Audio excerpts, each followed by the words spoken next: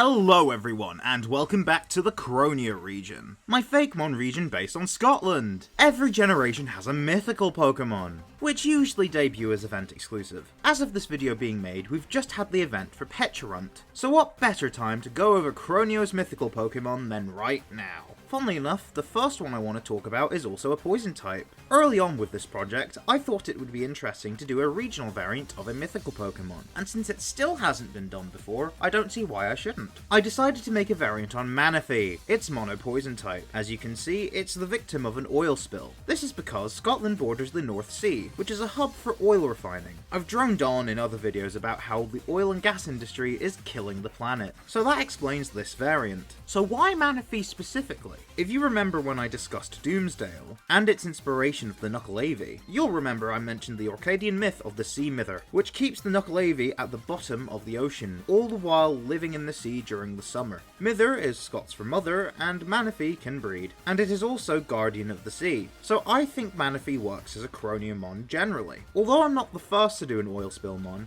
I felt like doing it this way was unique, and the idea of a Manaphy variant in general, since I've only ever really seen a handful of mythicals get this sort of treatment in the Fakemon community. Its ability is Liquid Ooze. When you activate its event, you get a special key that unlocks a secret chamber in the abandoned rig, which grants you access to higher leveled and evolved versions of the mon you could find there already. The true final room of this dungeon is where you'd find Cronean Manaphy. You might be wondering about Phione. I decided it would be an interesting angle to go down if Manaphy couldn't breed to get a Phione, since oil spills affect the fertility of animals. I did make an offspring, Dnione, because variants tend to stay in the same egg group, so I thought it made sense for a Manaphy to at least be able to breed. Since Dnione is a different Pokemon to Phione, it can be in a different egg group, that being undiscovered, meaning it can't breed, not even with Ditto. Considering it does mess with fertility, as well as Phione already getting a humorous reputation for being a mutant abomination, I wanted to expand on that by it being deformed. The artist made the arms resemble unraveling DNA, and the gem Phione would have in its heart is now a hole. A Pokemon with no heart works for a dark type after all. It also inherits the poison from its parent. Poison Dark only has one weakness, ground, so I gave it Levitate to remove that weakness too. This may seem OP, but remember that Dnione has the same base stat total as Phione, 480, equally spread, so it is now a bit stronger defensively, but may not be able to utilize it. The name Dnione is basically just Phione, which seems to come from Fae, which is a magical creature like the Sea Guardians, and Cleone, which is a genus of floating sea slugs, fitting of a mon with Levitate now. Dnione also has its name come from DNA, because of how the unraveling DNA is kind of core to its concept. If you're enjoying this video so far, why not give it a like and subscribe if you're new? My goal for the end of the year is 20,000 subscribers, so let's make that happen. If you want to see extra information about every Croneomon, check out my Instagram in the description, or even my Discord server if you want to chat with the other fans like yourself. Lastly, if you both want to and are able to, why not support me on Patreon or become a YouTube member today? You get early access to videos as well as exclusive perks on my Discord server, to access chats where I show progress on my Fakemon project early. Now let's get back to the video. Next up, meet Misscuit, Mono Fairy type, with its name coming from Miss, since it's very feminine,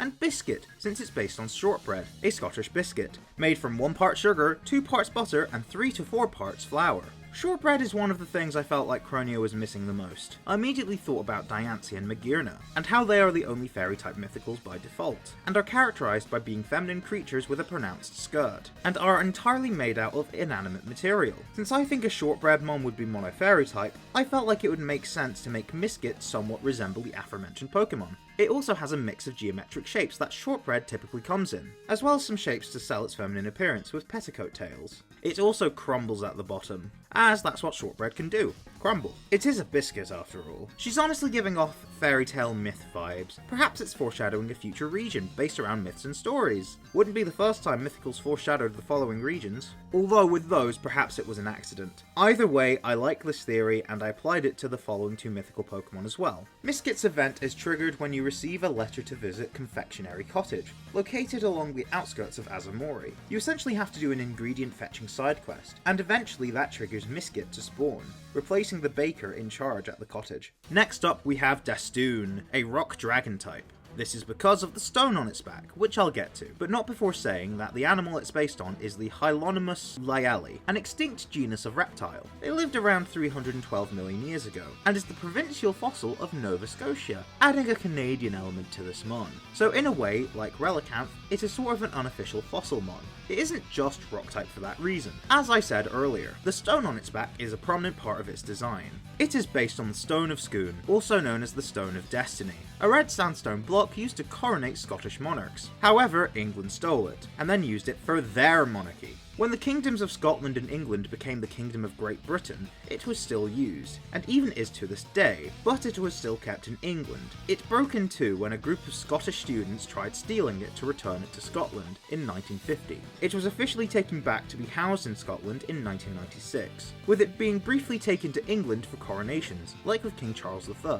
who is also King of Canada, so there's another connection. Since the idea of a stone that was used to make someone ascend to a powerful position because they were chosen by God, that made me think of the arcane powers of the dragon type, also because it's a reptile.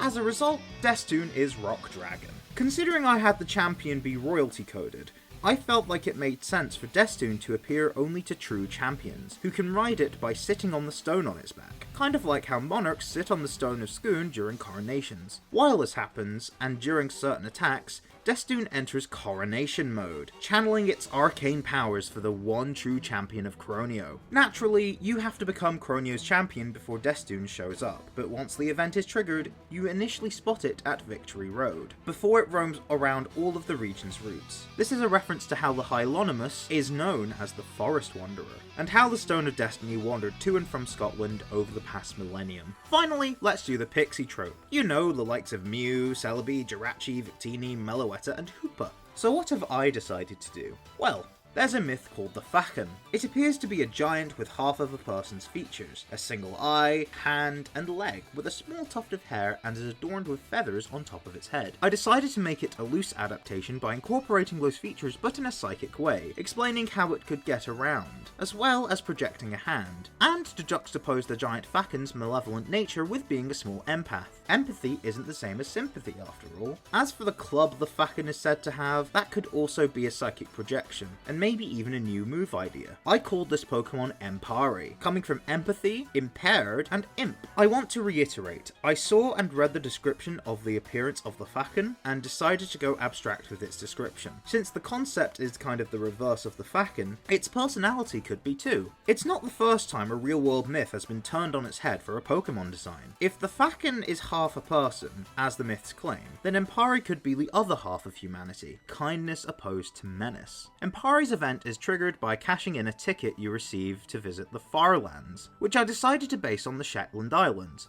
with some geographic elements of the Outer Hebrides and Orkney, with a town inspired by Lerwick in Shetland and Stormness in Orkney. A leisure centre inspired by the Mariel Entertainment Centre in Lerwick is also here, as well as some Viking settlements to reference Shetland and Orkney's Viking history. There is also an aurora, since you can see the northern lights from Shetland, and there's also some icy elements to reference the fact that it's partially in the Arctic Circle. You can encounter all of these Pokemon that you see on screen in this area as well, picked because they or their final evolutions feel like they fit the Scottish Islands. Also, if you see a Mon in a specific form on screen, you would find it in that form. But anyways, once you do the Mochi Mayhem style quest, you encounter Empari at the castle on the North Island. The storyline is that you hear tales about a giant, hairy, winged beast with one eye, one hand that reaches out, and one leg. This giant batters people with psychic powers, basically a more accurate Poke-sonification of the Fakemon. You then find out that it's just an old wives' tale,